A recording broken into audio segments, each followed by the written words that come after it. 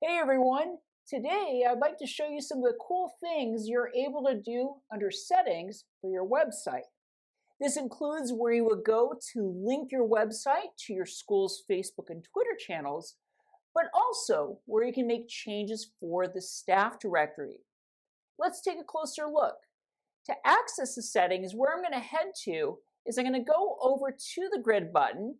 Now this of course is famously known as the waffle button. Then I see the little pinwheel symbol. So that, of course, is for settings. So I access that. Now, on settings, where you'll go to navigate it is you're going to head over to this drop-down menu that's towards the upper left corner of this window. So I select that. Let's start with social media. Now, when I select social media, I'll see where our options to link Twitter and Facebook are. So when we link Twitter and Facebook, this is actually going to allow us to post key content from 6 different features of our website to these channels here. So this, of course, is going to include news, calendars, the photo albums, video gallery, spotlight, as well as the community mailer. We also see, however, where we would be able to go in and link our Instagram channel. It's important to note that this option has a very specific function. This is in case you have an embedded feed for Instagram on your site. With the way that this is set up, in order for Instagram to be able to appear on that embedded feed, you'll have to first link it through the software of the site. Whereas if we link Facebook and Twitter, with those features, we'll be able to actually go in and post content from our website over to our social media.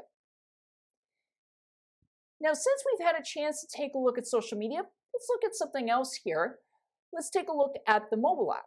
So to access that, I go to the drop-down, select mobile app. You know, the great thing about the mobile app for your site is that when you update many of the features, pretty much all the features on your site, on the CMS, it's going to update both on the browser versions of the site as well as on the mobile app. So these, of course, are going to be things including news and photo albums, but also the sections of your website as well. So with that being said, we do have some options for our mobile app settings.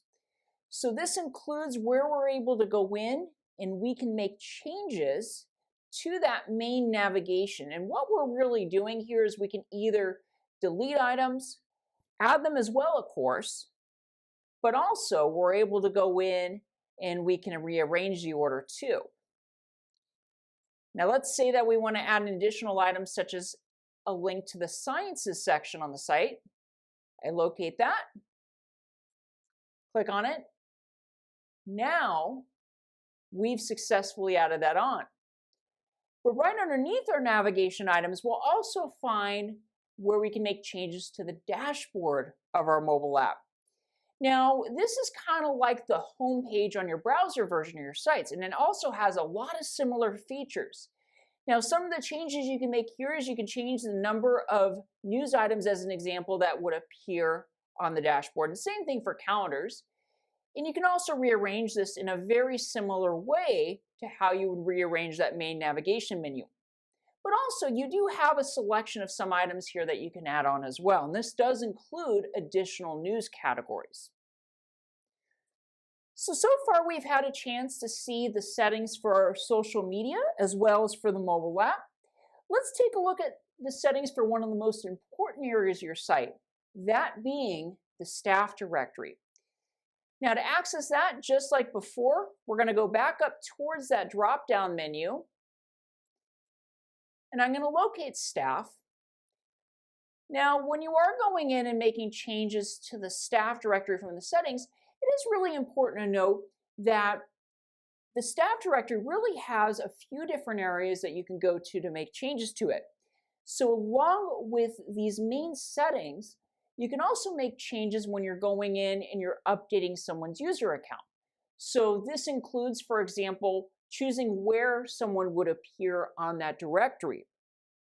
Now, taking a closer look at this, we have where we can go in as an example, we can change the shape of the staff photos.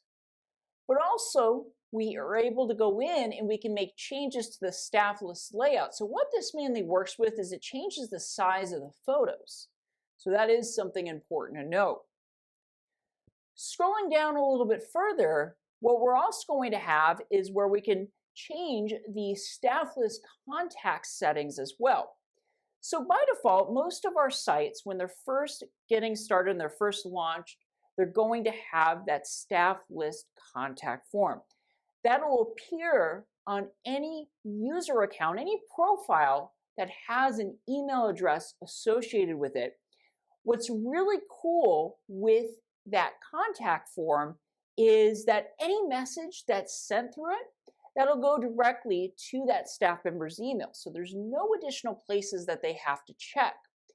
You do have some additional options. So if I were to go in and click on this drop down, I can change it to just show the staff member's email address, or maybe our staff's email address and the contact form as well. We can also go in, if we choose to, we can completely disable this option as well.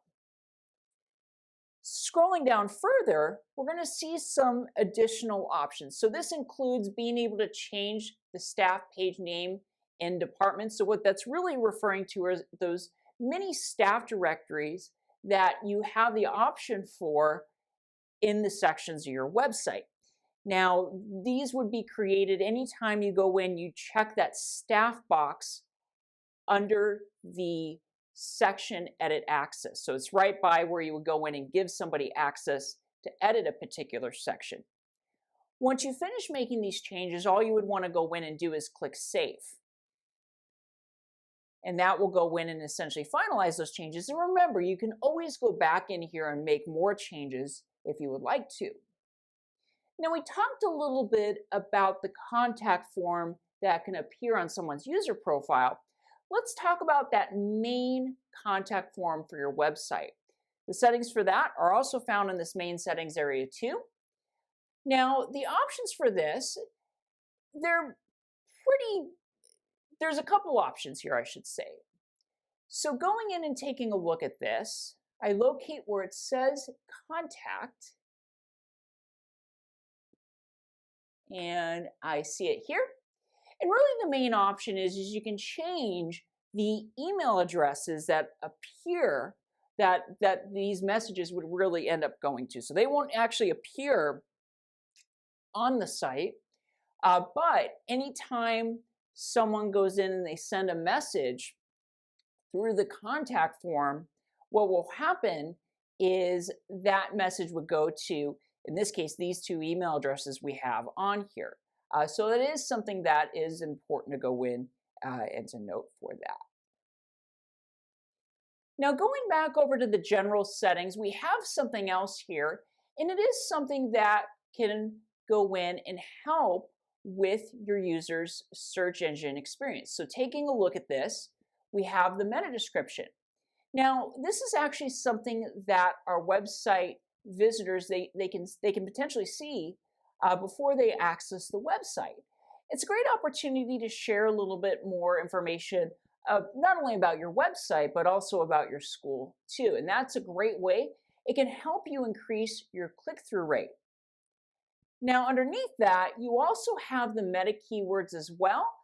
Now, this is more for the search engines themselves.